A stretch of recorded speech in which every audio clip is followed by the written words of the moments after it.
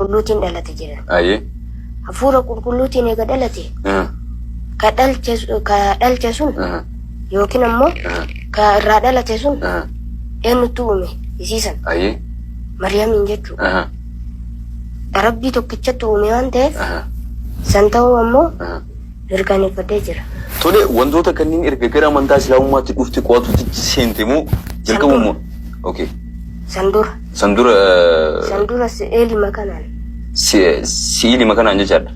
Jechaan amma yeroo baay'ee ijoolleen akka keetii kun gaaddisa maatii jalatti kan isaan jiraatan. Fi immoo umrii akka keetii kana namni ijoollummaan dabarsa qorannoo garaagaraa gaggeessuu hin danda'u. Ispeeshaalii amantaa irratti namoonni tokko amantaa qoratanii qo'ataniiti kan seenan. Gariin immoo uumama akaakilee fi abaabilee akkasumas abboota irraa dhaalanii fi kan isaan waan san qabataniitiin deemaniif yookiin amantaa san kadhaaluu danda'aniif jechaadha. Garuu immoo isaan haala kamiin jechaan xiyyeeffannaa kana ka kenniteef amantaa kana. Xiyyeeffannaa kana ka kenneef haadhaaf abbaan tiyya. Haati tiyya. Eelee tolchitee na guddifte. Kanaafuu isiin akkasiin na guddiftee an akka daa'imaa ta'uu qabu jedhee akka nama guddaatii yaaduu qaba jedhee xiyyeeffannoo fudhatte. Isiin akkana na guddifte garuu amantii kana mee haa laaluu jedhee laale. Barumsa keessatti barumsa hawaasaa keessatti dhaloota Kiristoos dura jedha. Yeroo gabaabsamee barreeffama. Dhaloota Kiristoos dura ka jedhu sun akkamitti dhaloota Kiristoos dura waatu jira jechuudha kaa. Dhaloota Kiristoos dura biyyi Misir maalii akkana taate jedhan. Dhaloota Kiristoos dura Misirii sun wayi ofumaan biyya jedhamtee misin biyya san keessa uummatattuu jiraata. Uummanni sun eega Iisaan kun dhalate. Nabi Iisaan eega dhalate alayhi salaatu. Eega inni dhalate jamanuu jamaranii san dura ammoo ilmi namaa awwala yeroo dhalatu islaamummaarra ture.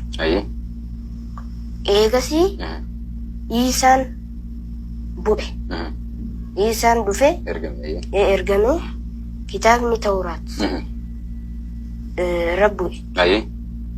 Nabi Muusaa illee fakkeenyaaf fudhan Yahudaan ka gabbartu kitaaba Injiil rabbuufan.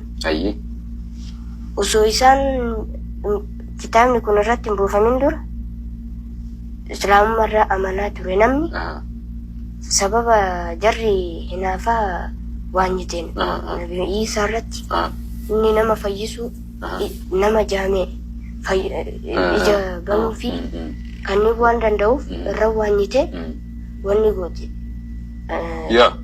Walumaa galatti Nabi Iisaan alayhi salaam kennaa rabbiin isaa kenneen namoota yaalatiin hin ture. So ati kanniin gama barnoota idileetiin haa ta'u gama kaaniin xiyyeeffannaan kee waan kana irratti ture jechaadha. Tole osoo gara islaamummaatti sin deebiin yookiin umrii daa'imummaa keetii keessatti barnoota amantaa kiristaanaa hin barre ture? Barnoota amantaa kiristaanaa illee seenee jira. Hagas dhimma daddaqa.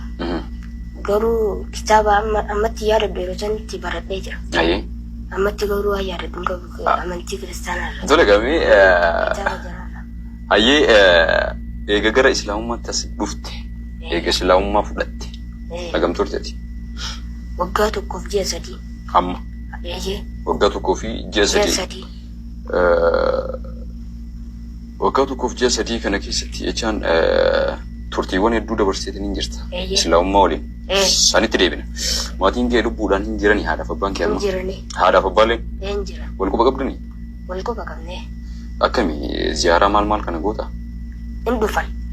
Eessa dhufan? Maskiida dhufanii na dubbisan. Garuu isaan islaamummaan seenu? Hin seenne. Hima itti maa garuu seenuu hin dandeenye kaa waan rabbi jedhe malee. Dhugaa kee jechaan islaamummaan qooduma rabbiiti. Amma jechaan haalli jiruu keetii maal fakkaata? Amma eessa jirta?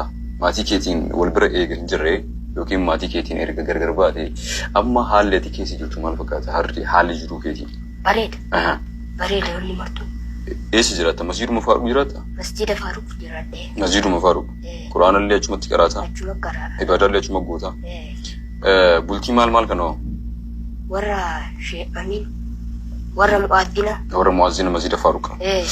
Tole gaamee umrii kanaan jaan umrii ijoollummaa kanaan maatiidhaan gargar bahanii yookiin gaaddisa maatii san jala bahanii haadhaaf abbaa obsanii jiraachuun kun hin ulfaatu.